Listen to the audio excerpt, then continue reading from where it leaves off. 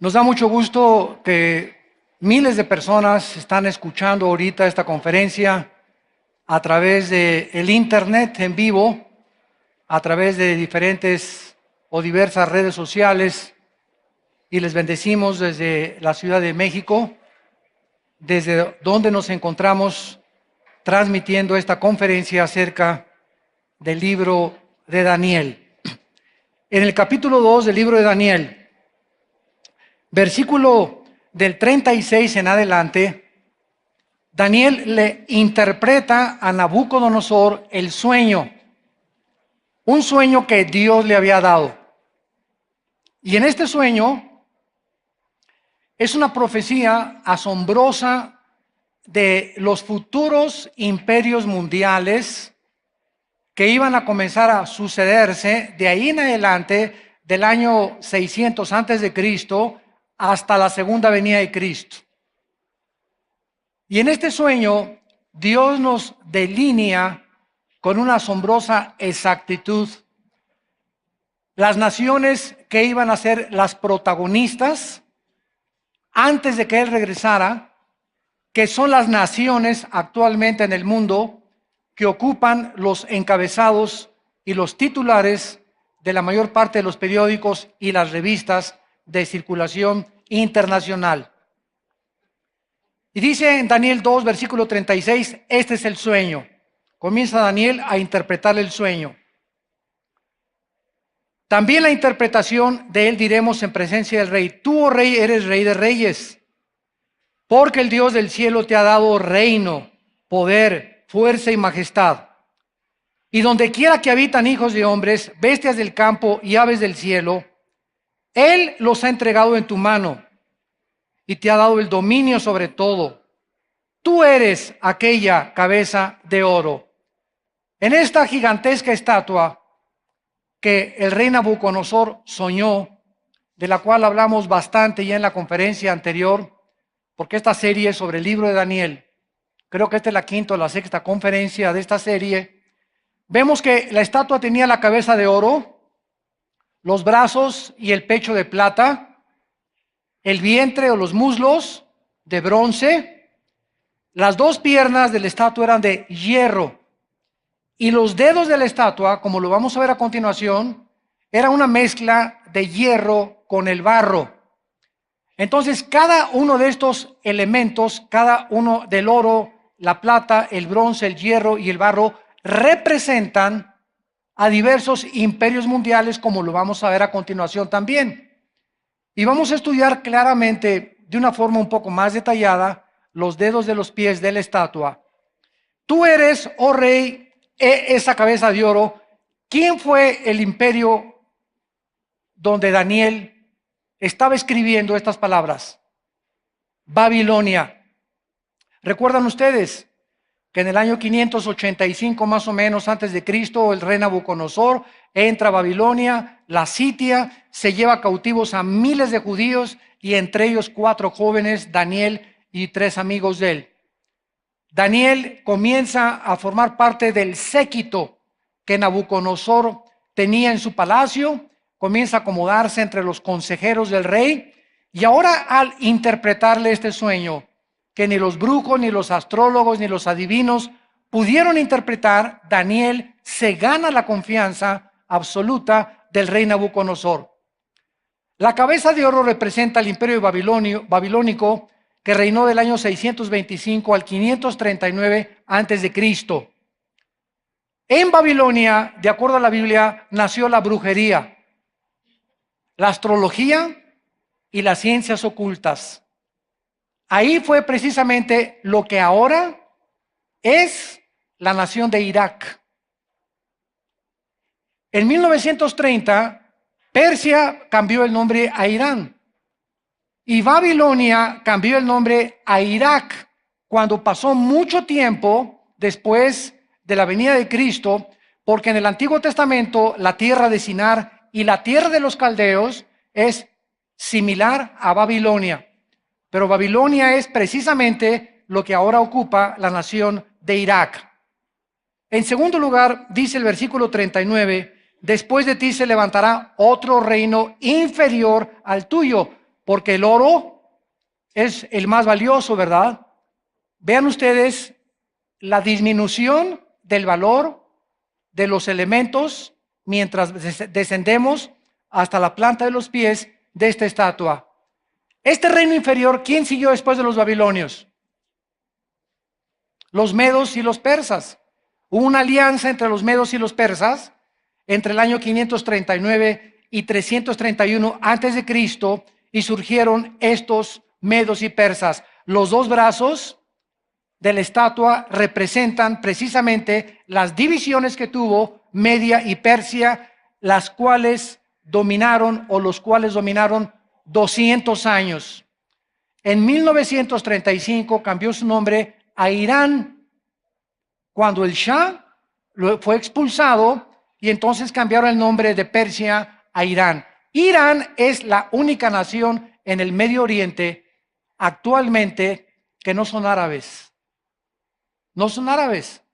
Qatar, Arabia Saudita, Jordania, el Líbano, ¿verdad? Todos ellos son árabes. Irán son persas.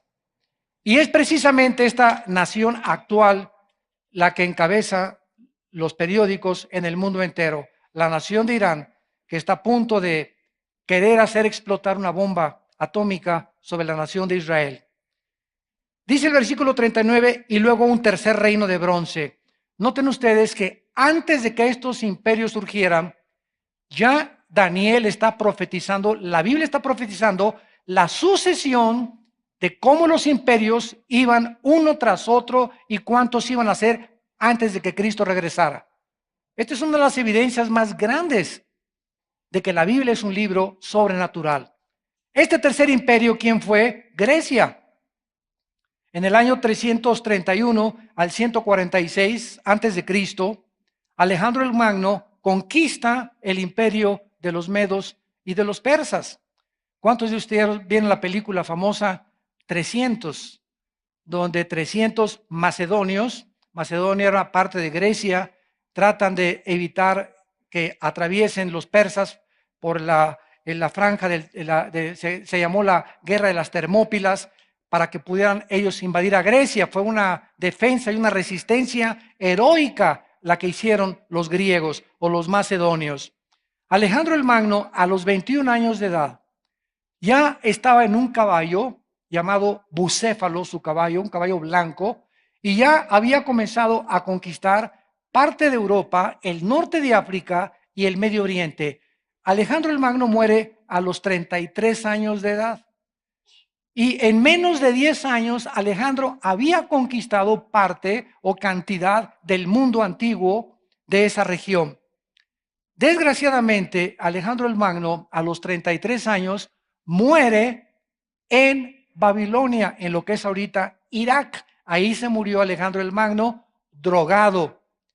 Se convierte en homosexual, comienza a experimentar con drogas alucinógenas, comenzó a fumar hashish, se metió quién sabe de cuántas cosas se metió, ¿verdad? Se vuelve homosexual, se sumerge en la inmoralidad, en el ocultismo y en las drogas, y muere a los 33 años de edad, ahogado de borracho, cayendo de rodillas y diciéndole al mundo: ya no tengo reinos que conquistar.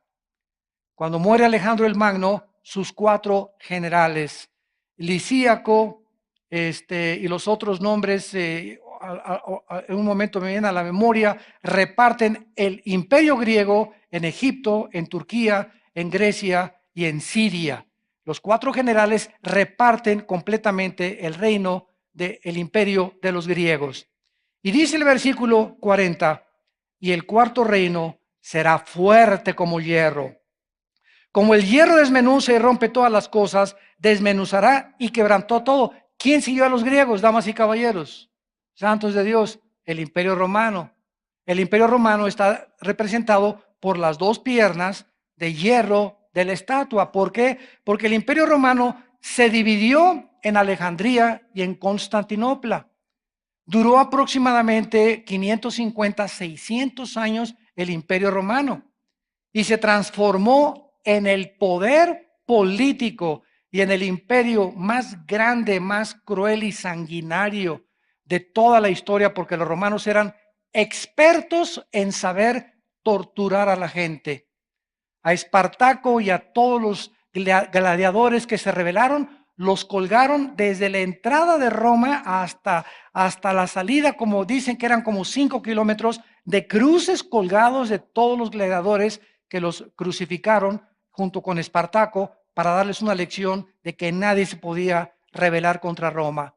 Cuando el Señor Jesucristo fue entregado al pretorio romano y los soldados romanos recibían a una víctima como el Señor Jesucristo, eran expertos en hacer que la persona fuera lastimada sin matarla. Entonces usaban látigos con la punta de hueso y con la punta de hierro que se enrollaban alrededor de la víctima, y cuando el soldado romano jalaba el látigo, le iba arrancando poco a poco. En las 4 o 5 vueltas que tardaba el látigo en ser desenrollado, le arrancaba todos los tejidos subcutáneos a la víctima. Cuando Cristo fue acabado de latigar 39 veces, porque los judíos no permitían que fueran más de 40 latigazos, a estos nada más 39 que le dieran 39, Cristo era un guiñapo humano ya. Y ahí con todo ese sangrerío que tenía, le hacen cargar la cruz a Cristo. Se cae con la cruz y cuando lo acuestan en la espalda, se le pega, ¿verdad? Le arrancan la túnica que le pusieron, se le había pegado a la piel la túnica con toda la sangre coagulada, le arranca, se le van con todas las costras, lo acuestan en la cruz, lo levantan, cae en el hoyo la cruz y se jalan sus manos tratando de asfixiar a la víctima, porque era la muerte más tormentosa que existía, la crucifixión. Los romanos, como el imperio más cruel y sanguinario, como dice aquí en la Biblia, fuerte como el hierro que lo iba a desmenuzar todo absolutamente, no dejó de existir. El imperio romano, decimos en México, es la misma gata, pero revolcada.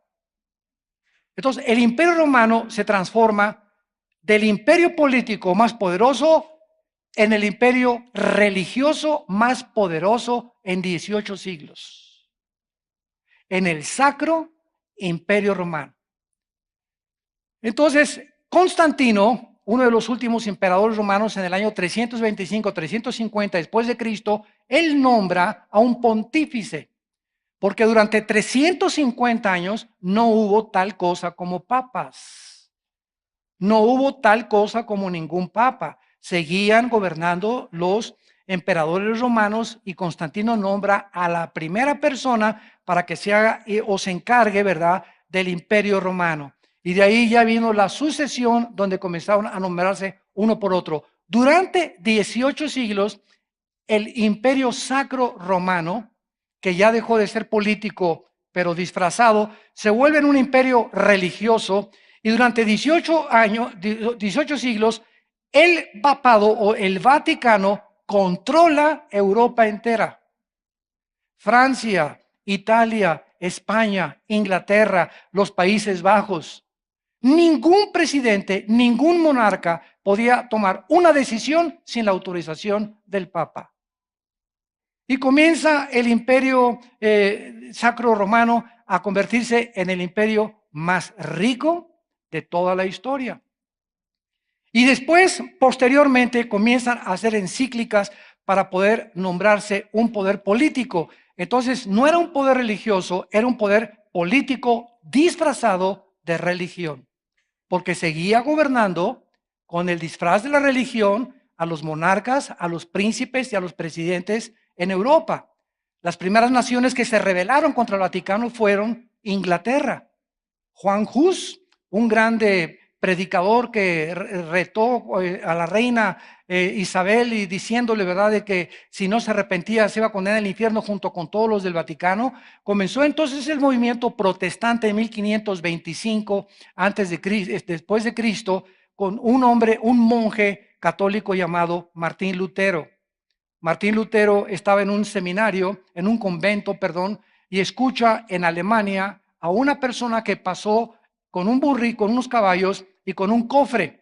Y venía esta persona que se llamaba Juan Tetzel, enviado por el Vaticano, con un cofrecito y venía gritando: cualquiera que meta un chelín al cofre, el Vaticano le perdona 50 años de purgatorio. Entonces, Esta entidad religiosa política comienza a vender la salvación. Martín Lutero se enoja porque comienza a leer Romanos 1:17. El justo por la fe vivirá. Entonces, él se sale del Vaticano y entonces hace las 97 tesis y va a la catedral de Wittenberg en Alemania y las clava. Y entonces Lutero dice esto: este es lo que dice la Biblia, esto es lo que dice Roma. Se llaman las 97 tesis de Lutero. Inmediatamente lo excomulgan y lo condenan a muerte.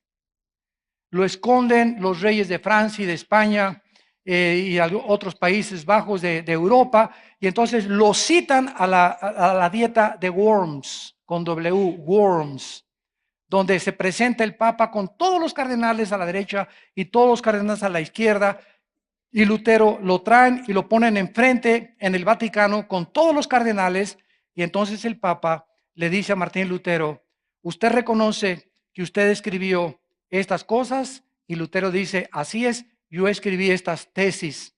Y entonces el Papa le dice: si no te retractas, serás condenado a muerte. Y entonces Lutero dice, y saca una Biblia chiquita que tenía y la pone en la mesa y dice: si cualquiera de ustedes me demuestra con la Biblia que estoy equivocado, me retractaré. No hubo un solo cardenal, nadie que pudiera rebatirlo, porque nadie conocía la Biblia. ¿Por qué? Porque la Biblia fue cerrada, fue prohibida durante casi 18 siglos. ¿Saben ustedes cuándo se abrió la Biblia por primera vez en Roma? En el Segundo Concilio Vaticano, 1961-1962, por el Papa Juan XXIII, que acaban de canonizar y beatificar como santo, junto con Juan Pablo II. Él fue, Juan XXIII, el que abrió la Biblia y comenzó a leerla y comenzó a decir: ah, Chihuahua, ¿cuánto apache? Ah, caray, Dios mío santo, y comenzó a persinarse, ¿verdad? El Papa, y dijo: Dios mío santo, ¿pero qué es esto? Y entonces se espantó de que realmente habían abandonado completamente la palabra de Dios. ¿Y qué hizo Juan XXIII, que ha sido de los mejores papas que ha habido? Manda quitar en primer lugar el latín de la misa. Yo recuerdo de chiquito que iba a las misas y yo no entendía nada, ¿verdad? Introdujo al altar de ella, de un colectivifica juventudes mean, cueva polístico, cueva político, nombre del Padre, el Espíritu, el Espíritu Santis. Y tú dices: ¿qué es esto, verdad? Te parabas, te sentabas, te parabas, te sentabas y te ibas y te persinabas. Y era cumplir, ¿no? O sea, cumples con la religión y hasta ahí llegó, sin saber ni entender qué está pasando, qué es la misa, qué sucede, nada. Entonces, él manda quitar el latín para que se haga ya en el lenguaje vernáculo de cada nación, pero manda quitar los santos, las imágenes. Aunque hay muchas iglesias todavía, ¿verdad?, que las mantienen, pero ya casi en la mayor parte de las iglesias católicas los mandaron quitar las imágenes y permite la música dentro de la celebración de la misa. Entonces vi una revolución tremenda en los 60, gracias a Dios, donde ya el católico no necesita el imprimatur del Vaticano para leer la Biblia. Ahora el populus la puede leer por órdenes del Vaticano. Y pues desde luego, ¿verdad?, que cuando la gente comienza a leer la Biblia, comienza a convertirse y a entender qué cosa es el cristianismo verdadero. Entonces, Roma, con esta fortaleza como un imperio religioso y un imperio político, se transforma en un imperio político. Ninguna, escuchen, no existe ninguna religión, ni el judaísmo, ni el islam, ni el zoroastrismo, ninguna religión que ocupe una posición en las Naciones Unidas más que Roma. Roma ocupa una posición en el Consejo de Seguridad de observador en las Naciones Unidas. Ni al judío ortodoxo, ni a los brujos, ni a a ningún líder de ninguna religión van los reyes a rendirle protocolo, a rendirle plenitud, rendirle honores más que al Papa romano. Y hasta este momento, ¿verdad?, cualquier evento que haya lo tiene que celebrar él. Ahora pues, el dogma de el celibato sacerdotal que durante muchos años Roma publicó: el que quiera servir a Dios no puede casarse. Pobres curitas arañando las paredes. Pobres monjitas, ¿verdad? Con las fotos ahí de Luis Miguel. Y es tan grande la situación ya, ¿verdad? Que donde la Biblia, y la Biblia dice en 1 Timoteo 3, la Biblia ordena a los obispos que se casen. La Biblia católica la puedes leer, la Biblia de Jerusalén, la Torre Samada y la Nácar Colunga, que son las tres versiones católicas más fuertes. Ahí está en 1 Timoteo 3 que se casen. Entonces, ¿de dónde sacaron de verdad de que el celibato sacerdotal? Ahora este Papa Francisco ya está ahorita, va a haber otro concilio, está considerando ya quitar el celibato sacerdotal, que ya se casen los pobres curitas. Bueno, independientemente de todas estas cosas, vean ustedes las características significativas que se mencionan en este cuarto reino, que volvería a resurgir de la historia, porque noten que los dedos de los pies, dicen en Daniel capítulo 2, versículo 41, y lo que viste de los pies y los dedos, en parte de barro cocido de alfarero y en parte de hierro, será un reino dividido. Habrá en él algo de la fuerza del hierro, así como viste hierro mezclado con barro cocido. Y por ser los dedos de los pies, en parte de hierro y en parte de barro cocido, el reino, o sea, este último reino que no ha surgido todavía, porque después de Roma, vamos a ver que no volvió a surgir ningún otro imperio, será en parte fuerte y en parte frágil. Así como viste el hierro mezclado con barro, se mezclarán por medio de alianzas humanas, pero no se unirán el uno con el otro, como el hierro no se mezcla con el barro. Y en los días de estos reyes, ¿de qué reyes? Babilonia, que es Irak, Medo-Persia, que es Irán, Grecia, que sigue siendo Grecia, y Roma, que es Europa, en los días de estos reyes, cuando estas cuatro naciones formen parte del protagonismo político o supremacía militar, política y económica en el reino, en ese tiempo, dice la Biblia, en los días de este reino, el Dios del cielo levantará un reino que no será jamás destruido. Y son las naciones que están delante de nosotros. Europa está comenzando a unificarse otra vez desde 1957 con el Tratado de Roma. Comenzaron con 4 naciones, 6 naciones, 12 naciones, 24 naciones, son 29 naciones ahorita, la Unión Europea. Y están tratando de formar esta conglomeración donde quieren fortalecerse a través de una moneda, un gobierno, un ejército. Y de estas naciones en Europa que formaron el antiguo imperio romano, las piernas del estatua de Nabucodonosor, los dedos descienden, o sea, en la última forma de gobierno mundial antes de Cristo serán 10 naciones que representan los 10 dedos del estatua de Nabucodonosor y que provendrán del antiguo imperio romano. ¿Me van siguiendo con cuidado? El próximo gobierno mundial serán 10 naciones que surjan del antiguo imperio romano. El imperio romano gobernó Europa, el norte de África y el Medio Oriente. Cuando oigamos nosotros, hasta ahorita no ha sucedido, ahorita está el G12 y el G8, etcétera, etcétera. Cuando oigamos del G10, un grupo de 10 naciones que se unifican, 5 de Europa y 5 del Medio Oriente, para hacer una confederación política, de ahí surgirá el anticristo. Hace poco me enviaron un video donde algunos predicadores están enseñando que el anticristo es el príncipe Felipe que se abdicó el rey Juan Carlos y tomó su hijo Felipe de Borbón el puesto, y están predicando que él tiene las características del anticristo. Pero esto es ridículo, porque la Biblia no enseña que el anticristo va a surgir de un país como España. Lo vamos a estudiar en Daniel 7. El anticristo surge de una de las 4 divisiones del imperio griego, que fueron Siria, Egipto, Turquía y Grecia. Y al anticristo se le llama en el Antiguo Testamento el asirio. El asirio. En el Nuevo Testamento se le llama la bestia. Entonces el anticristo no es el rey Felipe, es ridículo decir ahorita no hay nadie que podamos decir, él está en la oscuridad total. Y vamos a ver que el anticristo surge de una nación insignificante. Se le llama el cuerno pequeño en Daniel 7. O sea, un gobernante insignificante que derriba 3 Quedan 7 y entonces Él es el octavo. Esto lo vamos a ver con más calma a través de este estudio. Veamos ahora estas características de este cuarto reino, principalmente que va a resurgir en las próximas semanas o meses delante de nuestros ojos. En el versículo 40 vemos que en primer lugar va a aplastar a todos los reinos. El cuarto reino será fuerte como hierro, desmenuzará, romperá todas las cosas y quebrantará todo, aplastará a los demás reinos.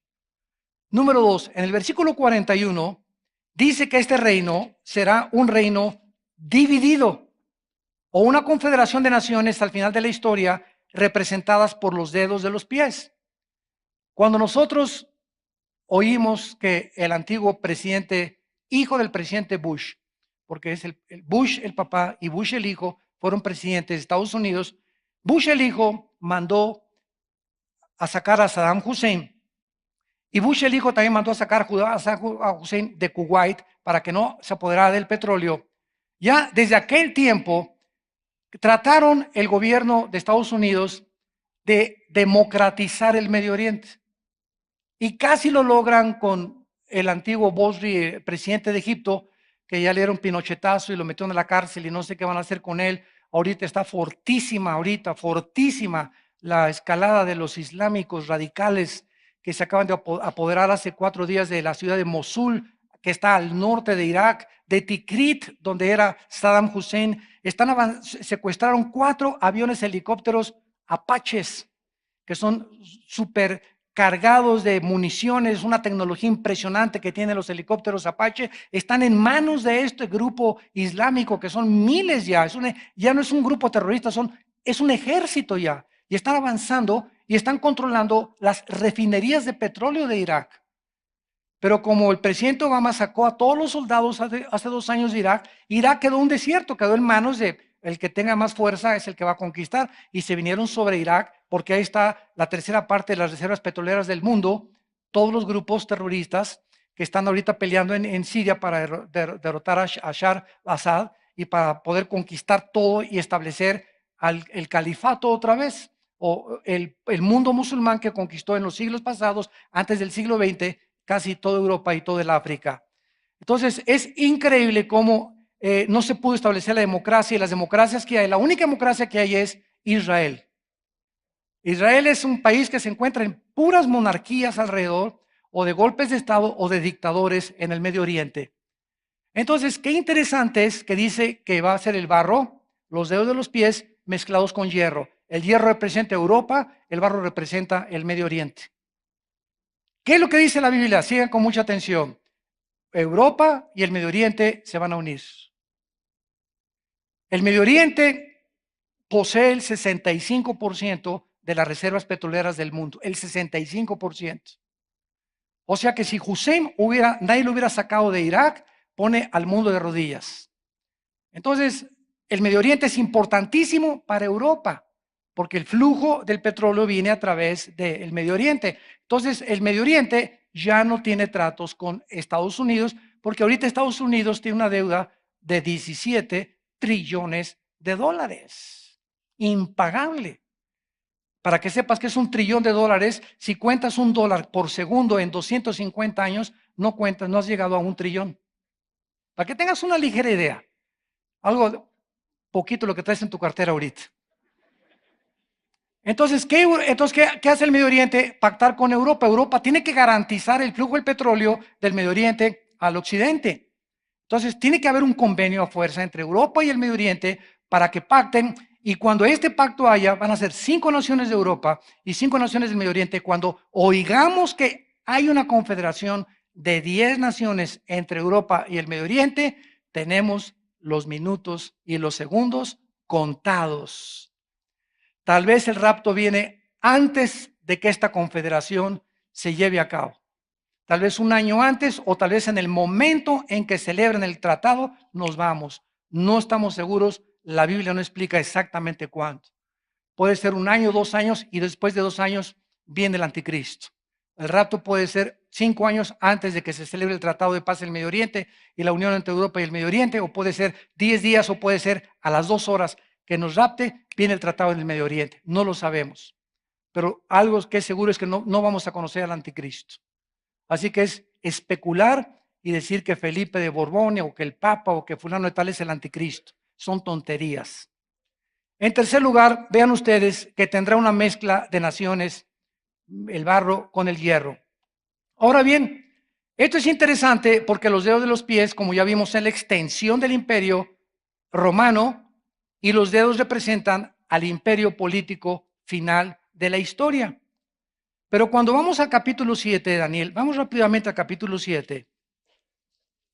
Ahí en lugar de la estatua, Daniel tiene una visión de 4 bestias: un león, un oso, un leopardo y una cuarta bestia, que el Espíritu Santo no encontró ningún animal, por más cruel y sanguinarios que podamos decir que hay animales, ni las hienas o un lobo, no encontró el Espíritu Santo un nombre para designar a la cuarta bestia, que es el cuarto imperio, que es Roma, y la continuación de ese imperio que vendrá a conformar la confederación política del anticristo. En el capítulo 7 de Daniel, en el versículo 4, el primero es el león, que es Babilonia. El oso en el versículo 5, que son los medos persas.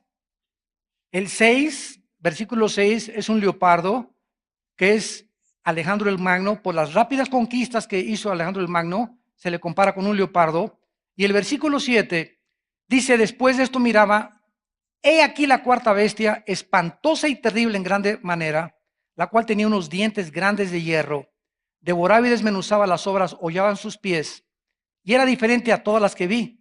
Y aquí esta cuarta bestia tiene 10 cuernos. Esta cuarta bestia, este cuarto imperio tiene 10 cuernos. Estos 10 cuernos son los 10 dedos de la estatua de Nabucodonosor, que ahora aparecen como cuernos. Los cuernos en la Biblia simbolizan poderes o reinados. Y dice el versículo 8, mientras yo contemplaba los cuernos, he aquí que otro cuerno pequeño, este es el anticristo, salía de entre ellos, o sea, de entre los 10 cuernos, y delante de él fueron arrancados 3 cuernos de los primeros, y este cuerno tenía ojos como de hombre y una boca que hablaba grandes cosas. Y Daniel se queda anonadado, como muchos de ustedes están ahorita. Cuernos, bestias, dedos, qué rollo. ¿De qué se trata todo esto? Muy bien. Entonces, como el Espíritu Santo sabe eso, ¿verdad? Le dice en el versículo 17, estas 4 bestias son 4 reyes. El Espíritu Santo ya, Él nos comienza a interpretar qué significan cada una de estas cosas.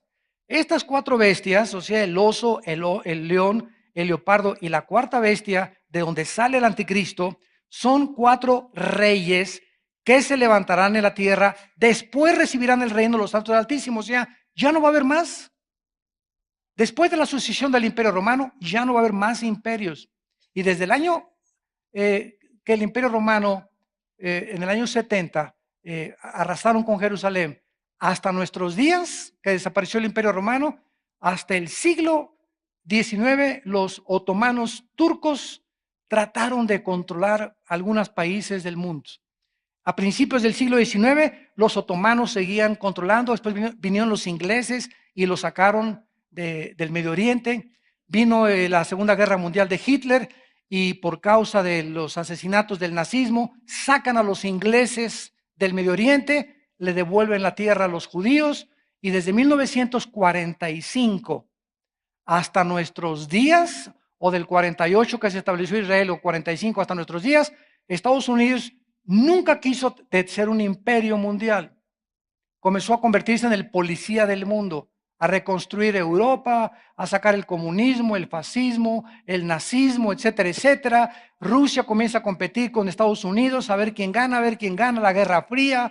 Rusia cae en el 89 con Mikhail Gorbachev, declarando que fracasó el sistema comunista, y Estados Unidos, al llegar al año 2000, comienza a devaluar su moneda, comienza la bolsa de valores a darle una un valor completamente débil y muy bajo al dólar hasta nuestros días, con una deuda de 17 trillones de dólares. Estados Unidos saca todo su ejército de Afganistán, de Pakistán, hay muy poquitos nada más, saca su ejército del Medio Oriente, ya casi reducen todo su valor en todos los buques, en todos los aviones, en los F-16, más de 36 F-16 los han puesto completamente como desechables. Obama ya no quiere problemas, ya no quiere mandar soldados a ningún lado. Y entonces, ¿qué es lo que pasa ahora que Putin invade Ucrania y quiere apoderarse de Lituania, de Latvia y de Estonia, que están al norte de Polonia? Estados Unidos le dice a Merkel, la primera dama de Alemania, ocúpese Europa de esos problemas. Ya Estados Unidos ya no le entra.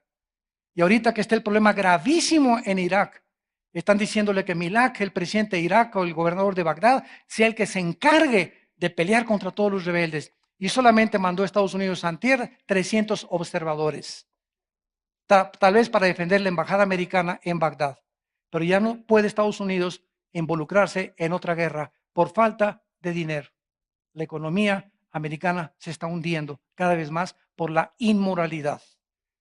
Y porque este presidente es el primer presidente de la historia que dice Estados Unidos no es una nación cristiana.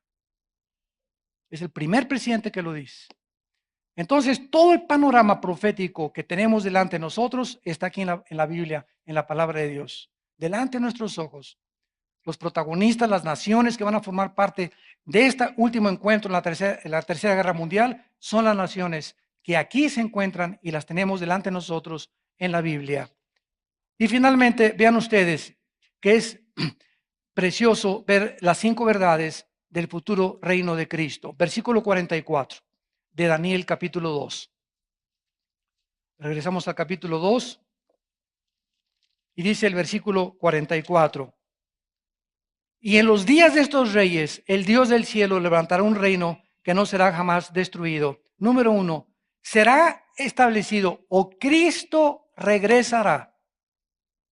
Cuando estos reinos de hace 2600 años, cuando estas naciones de hace 2600 años transcurrieron 26 siglos para que estas naciones volvieran a recobrar el protagonismo y se convirtieran en los encabezados de los titulares de todos los periódicos del mundo. Y ahorita, si tú compras cualquier periódico, siempre los días no falla información de Irak, de Irán, de Israel, del Medio Oriente. Es el centro del horno en el mundo, el Medio Oriente. Si una guerra va a estallar ahorita, va a ser en el Medio Oriente. Si hay un problema que va a desestabilizar el petróleo del mundo entero, va a ser en el Medio Oriente. Si hay un problema que no han podido resolver ningún estadista, ningún secretario de Estado norteamericano, ni las Naciones Unidas, es el problema entre árabes y judíos, entre palestinos y judíos, y árabes y judíos. Nadie lo ha podido resolver. Todos los demás conflictos, Bosnia, Herzegovina, que era la antigua Checoslovaquia, Yugoslavia, perdón, ya se ha arreglado. Todos los problemas se han arreglado en el mundo, pero hay hace más de 4000 años que no se resuelve el problema en el Medio Oriente. 4000 años entre árabes y judíos. Nadie los ha podido apaciguar ni dándoles chochos de Valium. Y son primos hermanos. Son primos hermanos. Los dos, los árabes y los judíos, son hijos de Abraham, de 2 esposas, para que se ande echando su salto a Abraham por otro lado. En segundo lugar, este reino triunfará sobre todos los demás reinos del mundo. Versículo 44. Y en los días de estos reyes levantará Dios un reino que no será destruido, ni será dejado otro pueblo, desmenuzará y consumirá a todos estos reinos, pero Él permanecerá para siempre. Número 3, el reino de Dios será por toda la eternidad. Versículo 44, permanecerá para siempre. Cuando Cristo venga, va a estar gobernando en el mundo, Europa y el Medio Oriente. No va a ser Inglaterra, no va a ser Rusia, no va a ser China, ya no aprendas mandarín. Porque ahora, ¿saben ustedes qué pasó en Estados Unidos? En todos los colleges y universidades de Estados Unidos están enseñando mandarín. A mis hijos les querían enseñar mandarín. Y me dicen, papá, ¿con qué se come eso? Es el lenguaje, no es chino, se dice mandarín, el lenguaje que hablan los chinos, pero digo, porque creen que con el poder que tiene China ahorita económico y como la mitad del flujo de dólares está en China, ahorita China, en el momento que quiere China, hunde a Estados Unidos. ¿Por qué no lo hunde? Porque es su primer socio comercial. Y casi todo, por ejemplo, todo California, casi el 60% de todas las compañías en California, como Sony y todas las Kodak y todas esas cosas, están en manos de chinos y japoneses. Casi todos los bienes raíces de California están en manos de los chinos. El 52% del comercio en Estados Unidos está controlado por los chinos. Imagínense nada más. Por eso agarras un zapato y no dice Floor Shine, dice Made in China. Y le quitas Made in China y dice Made in Guanajuato. Porque hasta eso nos lo están fusilando. Y finalmente, ¿verdad? Dice el versículo 45, y de la manera que viste que del monte fue cortada una piedra, no con mano, la cual desmenuzó el hierro, el bronce, el barro, la plata y el oro, el gran Dios ha mostrado al rey lo que ha de acontecer en lo por venir. O sea, es una profecía hacia el futuro. Se cumplió parcialmente hace 2600 años, pero su simbolismo es para los antes de Cristo, el sueño verdadero y fiel su interpretación. Ciertamente que este reino vendrá muy pronto, santos de Dios. Y la esperanza que todos tengamos y que por la cual todos vivimos es mantener viva esta esperanza. Bendito sea el Dios y Padre de nuestro Señor Jesucristo, que nos ha hecho renacer para una esperanza viva por medio de la resurrección de Jesucristo entre los muertos, para una herencia incorruptible y inmarcesible reservada para nosotros en los cielos, que somos guardados por el poder de Dios mediante la fe, y esperar en los cielos la bienaventurada esperanza de la venida del Señor Jesucristo con todos sus santos, con los que murieron antes que nosotros, y que nos encuentre irreprensibles y que podamos nosotros en aquel día decir que nunca nos avergonzamos de haber creído en aquel que dio su vida en una cruz por nosotros. Inclinemos nuestra cabeza y te damos gracias, Señor, por tu palabra. Te bendecimos y te pedimos que nos guardes irreprensibles hasta el día de Cristo. Queremos, Padre Santo, hacer siempre tu voluntad y estar atentos a estas profecías verdaderas que nos muestran que tu venida está muy cerca. Oh Señor, gracias porque eres maravilloso Rey de Reyes y Señor de Señores.